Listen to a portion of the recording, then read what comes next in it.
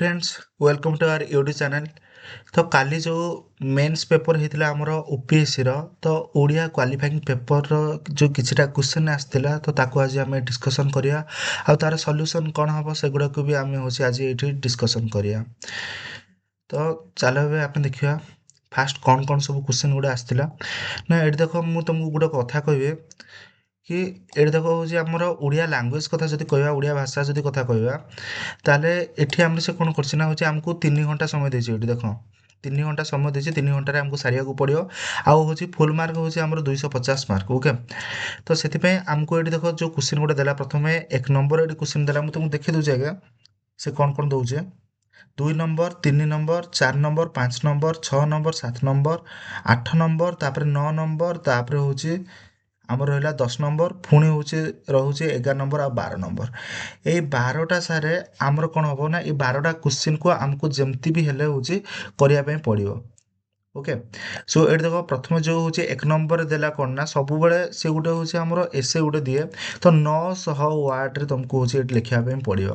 तो ये देख प्रथम 4टा जो माने हूँ देला कौन ना हूँ आमर एसे देला ये 4टारू जेकोसी गोटे एसे तुम लिखिपर तुम आइदर एटा लिखिपर आइदर एटा लिखिपर ना यहाँ ना हूँ आमर महाकुंभ मेला 2025टा। तो यही माने हूँ आर आंसरटा चलो मुझे देखी एकाथरे मुझे केमती करी तो प्रथम मुझे एक्चुअली आमर जो रहा है 1 नंबर क जोड़ा हूँ आमर भारत डिजिटाल साक्षरता आउ सेकेंड जोड़ा मुझे भारतीय नागरिकर हूँ मौलिक कर्तव्य। चलो ये मुझे तुमको किसी स्लाइड देखीदेवी एटा देख प्रथम हूँ आम कौन लिखिले ना हूँ भारत डिजिटाल साक्षरता केमती लिखाई ये माने 21 शताब्दी हूँ ज्ञान और विज्ञान जुग तापर ये जहाँ भी किसी लिखिली पुणी देख आईसीटी उपरे माने हूँ लिखिली तापर हूँ पुणी तार हेडिंग भी देले डिजिटाल साक्षरतार आवश्यकता तापर हूँ शिक्षा क्षेत्र केमती परिवर्तन होना ऑनलाइन शिक्षा माध्यम सुदूर ग्रामांचल छात्र छात्री मैंने विश्वस्तरीय शिक्षा पाई डिजिटाल हूँ तो मैंने आम कौन आगुरी जो पाठ पढ़ा गुड़ा आम हूँ जाकि हूँ मैंने स्कूल रे पाऊले कॉलेज रे पाऊले बर्तमान आम घरे बसिकी भी आम इंटरनेट रे सब जिन देखिपारे।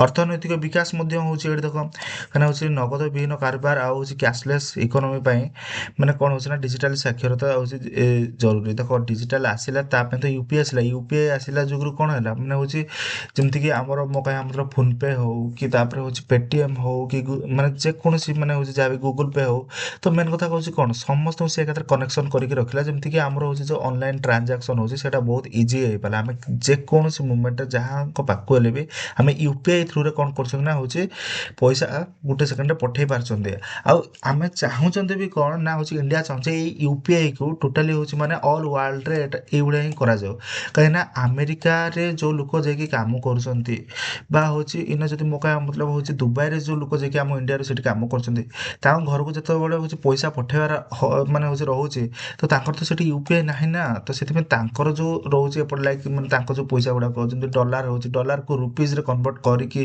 पुणी पठेला बेले बहुत समय लगुच ना तो से यूपीआई निहाती दरकार पड़ी तो डिजिटाल आम पाखे माने हूँ कौन एत आगे आम टेक्नोलोजी एति आगे सारे तो से सब जिन गुड़ा जमी अर्थनैतिक विकास हो शिक्षा क्षेत्र में हूँ परिवर्तन आसी सरकार माने हूँ कौन कौन पदक्षेप नहीं जमीक डिजिटाल इंडिया नहीं तुम जो देख पीएम ओडिशा हूँ उमांग तो यही सब हूँ इनिशिएटिव नि जाता तो पुणी ये देख डिजिटाल हूँ डिवाइड जोटा हूँ विभाजन तार भाषागत प्रतिबंधक साइबर सुरक्षा उपरे भी से हूँ मैंने कौन कर उत्साहजनक प्रति माने हूँ पदक्षेप सत्वे भारत डिजिटाल साक्षरता पथर अनेक बाधा रही जहाँ भी किसी रोचे जमीक सहरी और ग्रामांचल मध्य इंटरनेट उपलब्ध नहीं बड़ पार्थक्य रोचे अनेक मैंने तार मेन कथा हूँ कौन कौन सब प्रतिबंधक साजुचे ये से जिन गुड़ाक भी मुझे लिखिदेली आ समाधान पंथा कौन हो पार कौन सल्यूसन हो पार भी ये तुम मानक लिखिदेली आउ देखो से सेम जिनसा भारत डिजिटाल साक्षरता आउ गोटे स्टाइल भी तुमको देदीचे तो ये भी तुम देखिपर कौड़ा स्टाइल ये तुमको देदीचे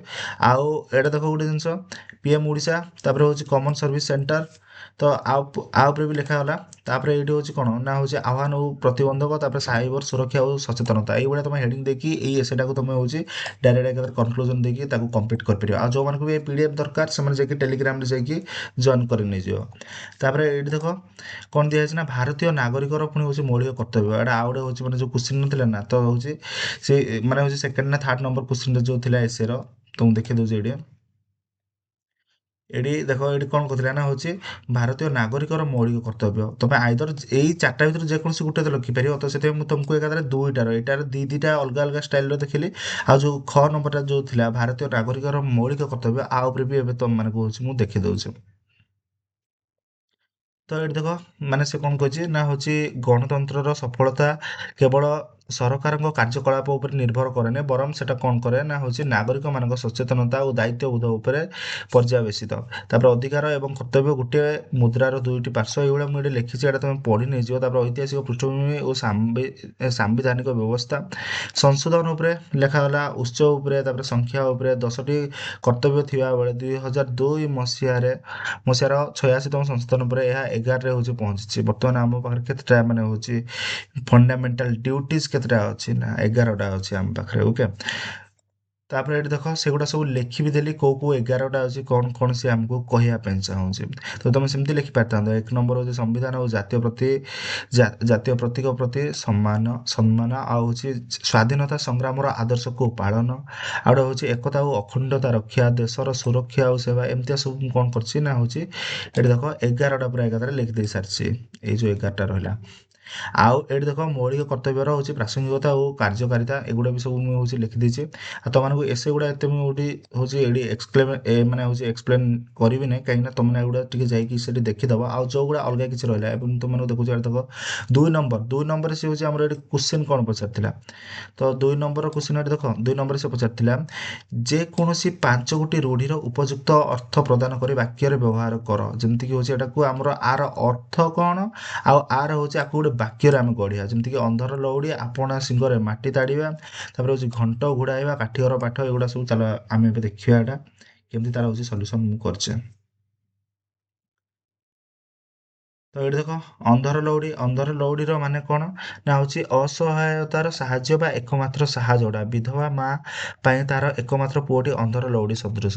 ତାପରେ ଆପଣା ଶିଙ୍ଗରେ ମାଟି ତାଡ଼ିବା ତା ମାନେ ହଉଛି ନିଜ ସାମର୍ଥ୍ୟ ଉପରେ ନିର୍ଭର କରିବା ବା ଆତ୍ମନିର୍ଭରଶୀଳ ହେବା। ପର ଉପରେ ଭରସା ନକରି ଜୀବନରେ ଉନ୍ନତି କରିବାକୁ ହେଲେ ଆପଣା ଶିଙ୍ଗରେ ମାଟି ତାଡ଼ିବାକୁ ଶିଖିବା ଉଚିତ।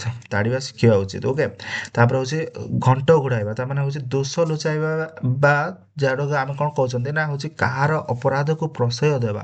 ଦୁଷ୍ଟ ପୁଅର କାମକୁ ମା ସବୁବେଳେ ଘଣ୍ଟ ଘୋଡ଼ାଉଥିବାରୁ ସିଏ ଆଜି ବଡ଼ ଅପରାଧୀ ହୋଇଗଲା। ତାପରେ ହଉଛି କାଠିକର ପାଠ, ଯୋଉଟା କି ଅତି କଷ୍ଟସାଧ୍ୟ ବା କଠିନ କାମ ଯୋଉଟାକୁ ଆମେ କହୁଛନ୍ତି। ଆଜିକାଲି ଦୁର୍ନୀତିଗ୍ରସ୍ତ ସମାଜରେ ଜଣେ ସାଧୁ ମଣିଷ ଭାବେ ବଞ୍ଚିବା କାଠିକର ପାଠ ହୋଇ ପଡ଼ିছে।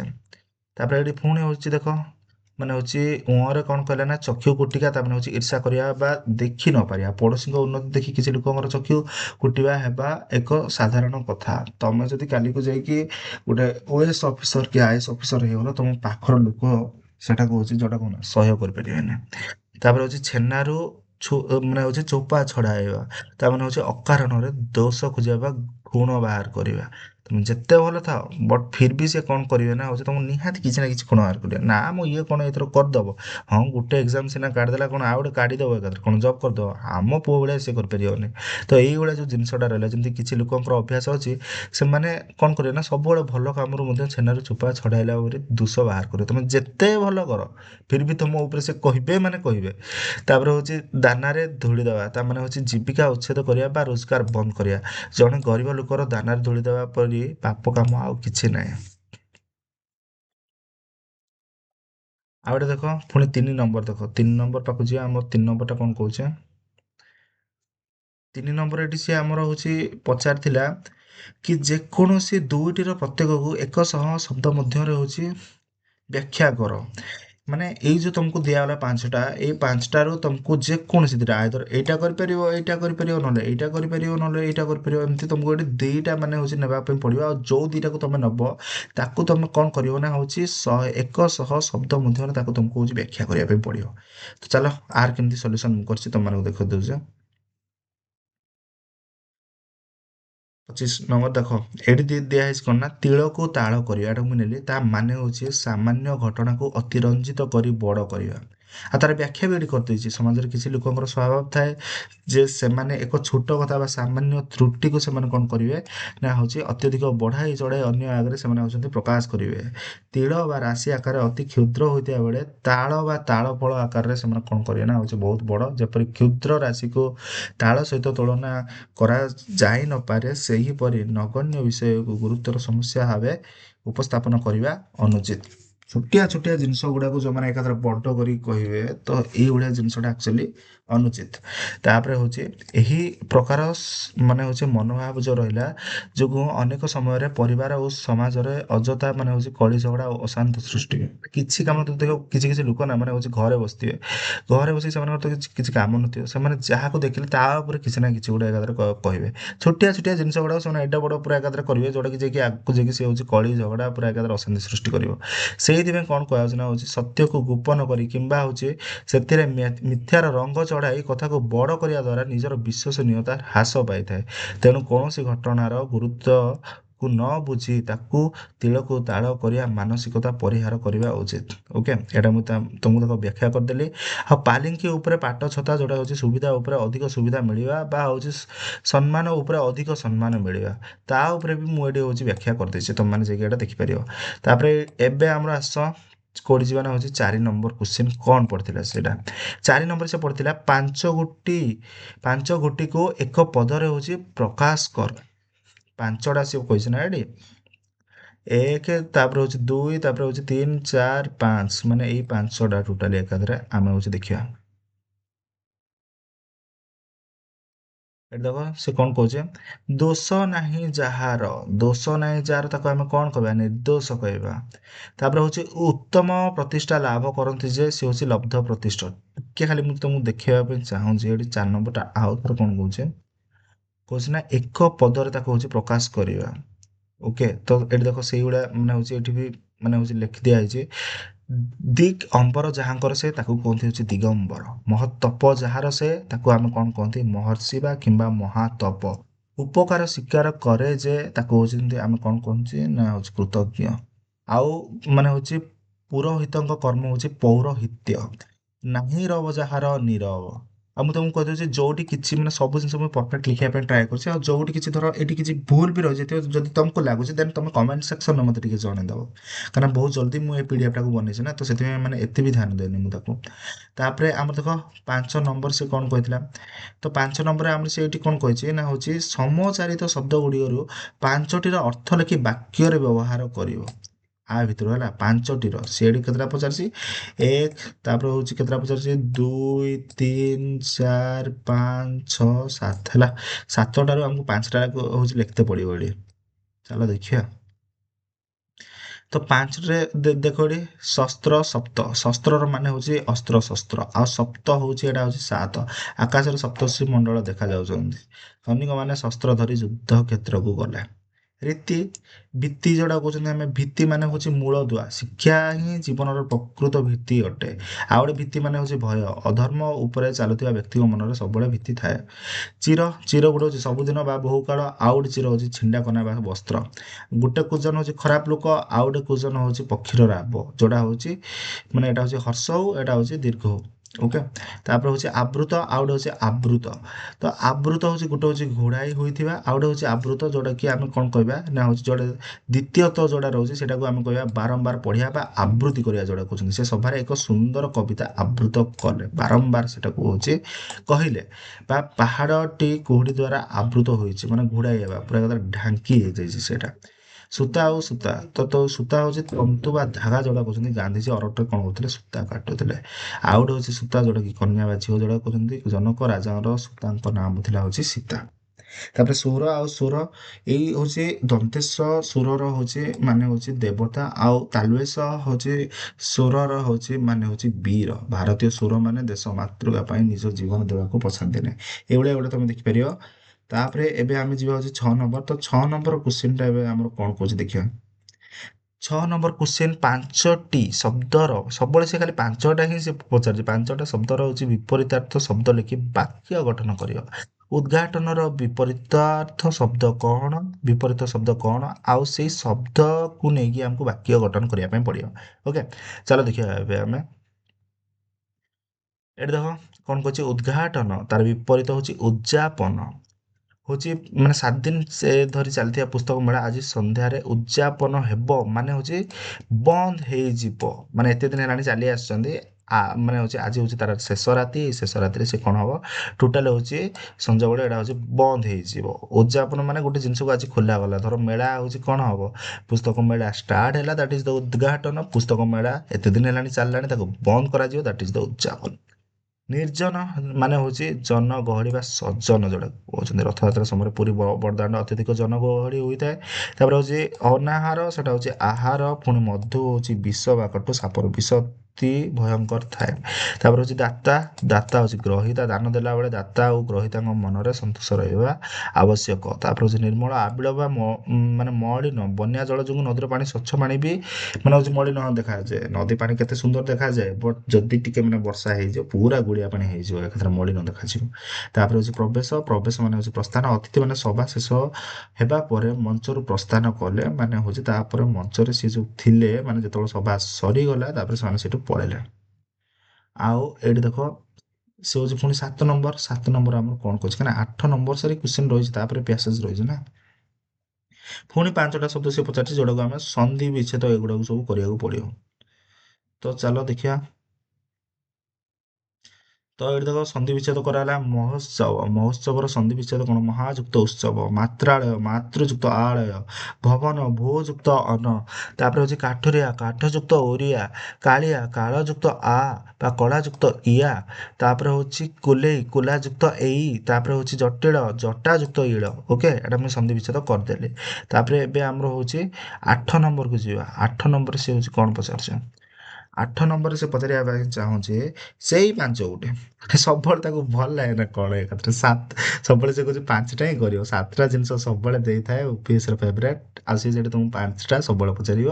ବିଗ୍ରହ ବାକ୍ୟକୁ ସମାସ କରି 5 ଗୋଟି ସମସ୍ତ ପଦ ହଉଛି ଆମକୁ ଲେଖିତେ ପଡିବ। ବିଗ୍ରହ ବାକ୍ୟକୁ ଆମକୁ କଣ କରତେ ପଡିବ, ମାନେ ସମାସ କରିବା ପାଇଁ ପଡିବ ଏଠି।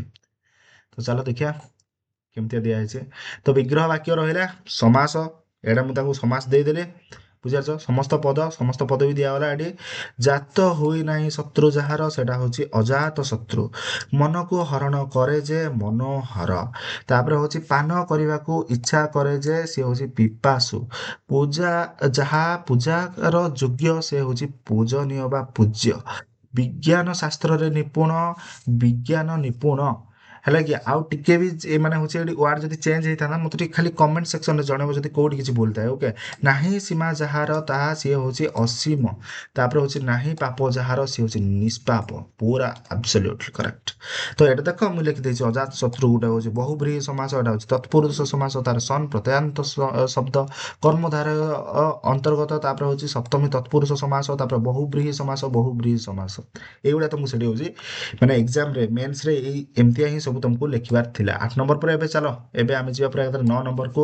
9 ନମ୍ବରରେ ସିଏ କହିଛି ଗୋଟେ ପରିଚ୍ଛେଦ ଦିଆଯାଇଛି, ତାକୁ ପାଠ କରିକି ପରବର୍ତ୍ତୀ ପ୍ରଶ୍ନ ଗୁଡ଼ିକର ଏଇ ଯୋଉ ଯାହା ବି କିଛି ମାନେ ହଉଛି ଦିଆଗଲା ପ୍ୟାସେଜଟା, ଏଇଟାକୁ ତମକୁ ହଉଛି ପଢିବା ପାଇଁ ପଡିବ। ଏଇ ଟୋଟାଲ ଗୁଡାକୁ ପଢି ସାରିଲା ପରେ ତାପରେ ଏଇଠି ଯୋଉ ଏଇଟା କ୍ୱେଶ୍ଚିନ୍ ଗୁଡା ଦେଇଛି, ଏଇ କ୍ୱେଶ୍ଚିନ୍ ଗୁଡାକୁ ତମକୁ ସଲ୍ୟୁସନ କରିବା ପାଇଁ ପଡିବ। କାହିଁକିନା ହଉଛି ଏଠି ପୁଣି କ୍ୱେଶ୍ଚିନ୍ ପଚାରିଛି ଇଣ୍ଡୋନେସିଆର ସଭ୍ୟତା, କଳା ଓ ସ୍ଥାପତ୍ୟ ସହ ଓଡ଼ିଶାର କଣ ସମ୍ପର୍କ ରହିଛି। ଓଡ଼ିଶାରୁ କେଉଁମାନେ ଜାଭା ସୁମାତ୍ରା ଯାଇ ଦକ୍ଷିଣ ପୂର୍ବ ଏସିଆର ଇତିହାସରେ ବିଶେଷ ଭୂମିକା ଗ୍ରହଣ କରିଥିଲେ। ବୌଦ୍ଧ ଧର୍ମର ବିକାଶ କ୍ଷେତ୍ରରେ ବି, ପୁଣି ହଉଛି ଶ୍ରୀଲଙ୍କା ସହିତ କଳିଙ୍ଗ ଦେଶର ସମ୍ପର୍କ, ଉତ୍ତର ଓ ଦକ୍ଷିଣାଞ୍ଚଳ ମଧ୍ୟରେ ଓଡ଼ିଶା କିପରି ସଂଯୋଗ ରକ୍ଷା କରିଛି ତାକୁ ଆଲୋଚନା କରିବ। ଏଇ ପ୍ୟାସେଜ ଗୁଡାକୁ ପଢି ସାରିବ। ପଢି ସାରିଲା ପରେ ଯାହା ବି କିଛି ମାନେ ହଉଛି କଣ ରହିଲା, ମାନେ କ୍ୱେଶ୍ଚିନ୍ ଯୋଉ ସେ ଦେଇଛି ସେ କ୍ୱେଶ୍ଚିନ୍ ଗୁଡାକୁ ତମେ ହଉଛି ଆଲୋଚନା କରିବ। ମୁଁ କହୁଛି ବାରମ୍ବାର, ତମେ ଏ ପିଡିଏଫ୍ କୁ ଯାଇକି ଟେଲିଗ୍ରାମରେ ହଉଛି ଯାଇକି ତମେ କଣ କର ନା, ହଉଛି ଡାଉନଲୋଡ କର, ଯଦି ଭଲ ଭାବରେ ତମକୁ କ୍ୱାଲିଫାଇଂ ପେପର ଦେଖିବାର ଅଛି। ଆଉ ଯେତିକି ପ୍ରିଭିୟସ୍ ଇୟର ଯାହା ବି କିଛି ହେଇଥିଲା, ଲାଇକ୍ ମାନେ 2023ରେ ହଉ, 2022ରେ, 21ରେ ସବୁ କ୍ୱାଲିଫାଇଂ ପେପର ମୁଁ ବି ଯେତେବେଳେ ପଢିବି ତମମାନଙ୍କ ପାଇଁ ଏକାଥରେ ଗୋଟେ ଭିଡ଼ିଓ ଆଣି ଆସିବି। ଆଉ ମୁଁ ଟେଲିଗ୍ରାମରେ ଆର ପିଡିଏଫ୍ ଦେଇଦେବି, ତମେ ସେ ପିଡିଏଫ୍ କୁ ଯାଇକି ବି ମଧ୍ୟ ହଉଛି ଦେଖିପାରିବ। ତ ଚାଲ ଯିବା ଏକାଥରେ 9 ନମ୍ବରକୁ ସଲ୍ଭ କରିବା। ନଅ ନମ୍ବରର ପ୍ରଥମ କ୍ୱେଶ୍ଚନ୍ ଥିଲା ଇଣ୍ଡୋନେସିଆର ସଭ୍ୟତା କଳା ଓ ସ୍ଥାପତ୍ୟ ସହ ଓଡ଼ିଶାର କ'ଣ ସମ୍ପର୍କ ରହିଛି? ଏଠି ଲେଖାଗଲା ଇଣ୍ଡୋନେସିଆର ହେଉଛି ଐତିହାସିକମାନଙ୍କ ମତରେ ସେହି ଦେଶର ସଭ୍ୟତା ପ୍ରଥମେ କଳିଙ୍ଗ ବା ହେଉଛି ଓଡ଼ିଶାରୁ ଯାଇଥିଲା। ଏହା ବ୍ୟତୀତ ଇଣ୍ଡୋନେସିଆର ବର୍ବୁଦର ଠାରେ ହେଉଛି କ'ଣ କରାଯାଇଥିଲା ନା ବିକାଶ ଲାଭ କରିଥିବା କଳା ଓ ସ୍ଥାପତ୍ୟ ସହିତ ଓଡ଼ିଶାର ରତ୍ନଗିରି ବିହାରର କଳା ଓ ସ୍ଥାପତ୍ୟର ଘନିଷ୍ଠ ସାମଞ୍ଜସ୍ୟ ପରିଲକ୍ଷିତ ହୁଏ। ତାପରେ ହେଉଛି ଖ ନମ୍ବର ଓଡ଼ିଶାର କେଉଁମାନେ ଜାଭା ଓ ସୁମାତ୍ରା ଯାଇ ଦକ୍ଷିଣ ପୂର୍ବ ଏସିଆର ଇତିହାସରେ ବିଶେଷ ଭୂମିକା ଗ୍ରହଣ କରିଥିଲେ। ଏଠି ବି ତାର ହେଉଛି ଉତ୍ତର ଲେଖି ଦିଆଗଲା। ତାର ପୁଣି ଗ ନମ୍ବରଟା ତାର ବି ଉତ୍ତର ଏଠି ଲେଖିଦେଲି। ତାପରେ ହେଉଛି ଘ ଆଉ ମ ତାହାର ବି ଏଠି ମୁଁ ହେଉଛି କ'ଣ କଲି ନା ଉତ୍ତର ଲେଖିଦେଲି। ଏବେ ଚାଲ ଆମେ ଯିବା ଏକାଥରେ କୋଉଠି ଆସିବା 10 ନମ୍ବର। 10 ନମ୍ବର ପରେ ଆମେ ଦେଖିବା ହେଉଛି 11 ନମ୍ବର 12 ନମ୍ବର। 10 ନମ୍ବର ସେ ପଚାରିଛି ନିଜ ଭାଷାରେ 1/3 ଶବ୍ଦ ମଧ୍ୟରେ ଲେଖିବାଟା ଟୋଟାଲ ପଢ଼ି ସାରିବ। ଏ ଟୋଟାଲ ପ୍ୟାସେଜଟା ପଢ଼ି ସାରିଲା ପରେ ଆକୁ ଟିକେ ହେଉଛି ତମେ କ'ଣ କରିବ ନା ଛୋଟ କରିକି ସବୁ ଗୁଡ଼ାକୁ ଗୋଟେ ଜାଗାରେ ଏକାଥରେ ମର୍ଜ କରିକି ଏକାଥରେ 1/3 ଶବ୍ଦରେ ଏକାଥରେ ତମେ କ'ଣ କରିବ ନା ହେଉଛି ଲେଖିବ। ତାପରେ ଇଏ କ'ଣ କହିଛି 11 ନମ୍ବର କହିଛି ଏଟାକୁ ହେଉଛି ଓଡ଼ିଆ ଦିଆଯାଇଛି। ଓଡ଼ିଆଟାକୁ ଟୋଟାଲି କ'ଣ କରିବ ଇଂଲିଶରେ ଲେଖିବ ଆଉ ଏଇ ଇଂଲିଶଟାକୁ କ'ଣ କରିବ ନା ହେଉଛି ଓଡ଼ିଆରେ ତମେ ହେଉଛି ତାକୁ ଟ୍ରାନ୍ସଲେଟ୍ କରିବ। ଓକେ ଓକେ ଚାଲ ଯିବା ଏବେ 10, 11, 12 ତାକୁ ହେଉଛି ଦେଖିବା।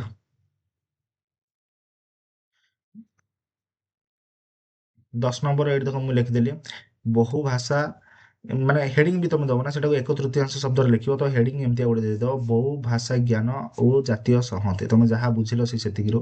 ତାପରେ ଏଇଠି ଦେଖ ମୁଁ ତମକୁ 1/3 ଶବ୍ଦରେ ଏଠି ମୁଁ ଲେଖିଦେଲି ମାନେ ସେଇ ପୁରା ଟୋଟାଲ ପ୍ୟାସେଜଟାକୁ। ଆଉ ସେମିତି ଆଉ ଗୋଟେ ଷ୍ଟାଇଲ ବି ଏଠି ଲେଖିଲି ତମେ ତାକୁ ଆଉ ଗୋଟେ ଷ୍ଟାଇଲରେ ବି ହେଡିଂ ଦେଇପାରିବ ଯେମିତି ବହୁଭାଷୀ ଚେତନା ଓ ସାଂସ୍କୃତିକ ହେଉଛି ସମନ୍ୱୟ। ତ ଏଇଟା ଯୋଉ ଲେଖିଲି ଏଇ ଟୋଟାଲଟାକୁ ବି ମୁଁ ହେଉଛି ଏମିତିଆ ଭାବରେ ହେଉଛି ତମକୁ 1/3 ଶବ୍ଦରେ ବି ଏଠି ମୁଁ ତମକୁ ହେଉଛି ଦେଇଦେଲି ଆନ୍ସରଟା ତାର। ପଢିଦବ ଏଇଟା ତମେ ଟିକେ। ଓକେ ତାପରେ ହେଉଛି ଦେଖ 11 ନମ୍ବର ସେ କହିଥିଲା ହେଉଛି ସେଟା ଯୋଉ ଓଡ଼ିଆ ଦେଇଥିଲା ତାକୁ ମୁଁ ଏକାଥରେ ଇଂଲିଶରେ ଟ୍ରାନ୍ସଲେଟ୍ କରିଦିଆଗଲା। ଆଉ ହେଉଛି ଓଡ଼ିଆରେ ଯୋଉ ଅନୁବାଦ ଥିଲା ଏ ଯୋଉ ମାନେ ସରି ଯୋଉଟା ମାନେ ହେଉଛି ଇଂଲିଶରେ ଯୋଉଟା ଥିଲା ସେଟାକୁ ବି ମୁଁ ଏଠି କ'ଣ କରିଦେଲି ନା ହେଉଛି ଓଡ଼ିଆରେ ମାନେ ହେଉଛି ଲେଖିଦେଲି। ଆଉ ଓଡ଼ିଆ ଆଉ ଇଂଲିଶ ଏଟା ହେଉଛି କେତେ ମାର୍କ ଆସୁଛି ଚାଲ ଦେଖ ଟିକେ ଏଠି ନା ହେଉଛି ଏଠି ଆମର ଦେଖ ଏଠି ତ ମୁଁ ଆକ୍ଚୁଆଲି ମାର୍କଟା ଲେଖିନି ଆକ୍ଚୁଆଲିରେ ଫିର୍ ବି ମୁଁ ତମକୁ ଏଠି ରୁହ କହିଦେଉଛି ମାନେ ସେ କେତିକି ଆକ୍ଚୁଆଲି ସେ ପଚାରିଥିଲା। এটা ଆକ୍ଚୁଆଲି ଆମର 11 ନମ୍ବର ଆଉ 12 ନମ୍ବର ଏଇଟା ଆକ୍ଚୁଆଲି କେତେ ମାର୍କ ପଡ଼ିଥିଲା ନା ହେଉଛି ଏଇଟା ଆମର ହେଉଛି 20 ମାର୍କ ଏଇଟା ହେଉଛି ଆମର ପଡ଼ିଥିଲା। ଓକେ ଏ ଦୁଇଟା ହେଉଛି 20 ମାର୍କ ମାନେ ଇଏ ବି 20 ମାର୍କ ଆଉ ଏଇଟା ବି ଆମକୁ କ'ଣ ପଡ଼ିଥିଲା ନା ହେଉଛି ଇଏ ବି 20 ମାର୍କ। ଆମେ ଯଦି ଏଇ ଏତିକି କରିଦେଉଛନ୍ତି ନା ତ ସେଠି ଆମେ ଆରାମସେ ତାକୁ ହେଉଛି 20 ମାର୍କ ଏଠି ହେଉଛି ଆଚିଭ୍ କରି ନେଇଯାଉଛନ୍ତି। ତ ଏଠୁ ଧର 20 ହେଇଗଲା ମାନେ ଧରି ନେଇଯାଅ ଏଠି ସେ ଆମକୁ ହେଉଛି କେତେ ଦେଇଦେଲା ଏଠି ହେଉଛି 15 ଦେଇଦେବ। ଏଠି ବି ଆମକୁ ହେଉଛି ସେ ହେଉଛି 15 ଦେଇଦେଉନା ଯଦି 15 15 ଏଠି ହେଉଛି 30 ହେଇଗଲା। 30 ହେଇଗଲା ମାନେ ଏଠୁ କେତେ ଧର 30 ହେଲେ ଏଠୁ ଆମେ ଧର ନେଇଯାଉ ଏକାଥରେ ଆଉ 15 ନେଇଯାଉ ଏକାଥରେ 30 ହେଲେ ପୁଣି ଏଠୁ ହେଉଛି କେତେ ହେବ 45। 45 ଏଇଠି ଆମେ ପାଇଗଲେ 45 ପାଇଗଲା ପରେ ତାପରେ ଏଠି ବି ତ ଆମର ଆରାମସେ ସଲ୍ଭ ହେଇଯିବ ନା 25 ମାର୍କ ଏଠି ଯେଉଁ ରହିଲା ଏଠି 25 ମାର୍କରୁ ଏଠି ତ କିଛି ନହେଲେ ଆମକୁ ଆଟଲିଷ୍ଟ ଆମେ ଏଠି 20 ତ ପାଇଯିବା। ତ ହେଉଛି 20 ହଉ କି 15 ହଉ ମାନେ ହେଉଛି ଧରି ନେଇଯାଉ ନା କେତେ ହେଲା ଧର ହେଉଛି ଆମର 60 ହେଇଯାଉ ନା ଏଠି ଏଠି ଧର 60 ହେଇଗଲା। ତାପରେ ହେଉଛି 60 ହେଇଗଲା ପରେ ତାପରେ ହେଉଛି ଏଇଠି ତ କିଛିଟା ହେଉଛି ତମେ କରିପାରିବ ନା ଗୋଟେ ଦୁଇଟା ସେଠି ତ ଗୋଟେ ଦୁଇଟା ମାର୍କ ବି ଆଚିଭ୍ ହେଇଯିବ। ତାପରେ ହେଉଛି ଆମର ତ ଏଠୁ ବି କିଛିଟା ସବୁଗୁଡ଼ା ନ କରିପାରିଲେ ଧର ପିଲା ତ ଏଠି ନିହାତି 2-3ଟା ଖଣ୍ଡେ କରିଦେଇଥିବେ ନା।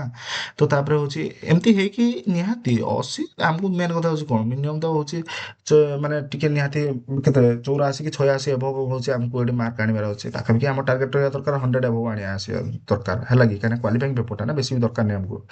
ତ ହେଇଯିବ ଆକ୍ଚୁଆଲି ମୁଁ ଯେତିକି ଭାବୁଛି ବଟ୍ ସବୁ ଉପରେ ଯଦି ଟିକେ ପଢ଼ିଦେବ ହେଇଯିବ କାହିଁକିନା ଏସେଟା ଆଉ ଏଇ ଯେଉଁ ଓଡ଼ିଆ ଇଂଲିଶ ଏଗୁଡ଼ା ଯେଉଁ କହୁଛି ତ ଏଗୁଡ଼ାକ ହେଉଛି ମେନ୍ କଥା ସେଥିରେ ଆମେ ହେଉଛି ମାର୍କ ଟାଣିପାରିବା ଆରାମସେ। ଆଉ ଏଇଟା ଯଦି ତମେ ଏସେ ବି ଲେଖିଦେଉଛ ଏଇଟା ହେଲା 80 ମାର୍କ ଏଠି ପଳାଉଛି ନା 80 ମାର୍କରୁ ସେ ଦେଇ କେତେ ଦେଉ 50 ଦେଉ କି 60 ଦେଉ ନା ସେ 50 ବି ଯଦି ଦେଇଦେଲା ତ ସେପଟୁ ଏକାଥରେ 60 ପଳାଉଛି 5 6 5 11 ଆରାମସେ କ୍ୱାଲିଫାଇଂ ହେଇଯିବ। ଜଣେ ଯଦି କ୍ୱାଲିଫାଇଂ ପେପରଟାକୁ ବି ନ ବି ପଢ଼େନି ନା ସିଏ ଆରାମସେ କ୍ୱାଲିଫାଇଂ ହେଇଯିବ ବଟ୍ ଖାଲି ଟିକେ ଟିକେ ଖାଲି ତମେ ସ୍ଲାଇଡ୍ ଦେଖି ଦେଖି ଯାଅ ଯେଉଁମାନଙ୍କୁ ଦିକ୍କତ ବି ହେଉଛି ନା ତୁମମାନେ ଜଣାଅ କିନ୍ତୁ ଫିର୍ ବି ମୁଁ ସମସ୍ତଙ୍କ ପାଇଁ ହେଉଛି କ୍ୱାଲିଫାଇଂ ପେପରଟା ଆଣିବି ଯେତେ ବି ଇଜି ହେଇଥାଉ। Okay so thank you.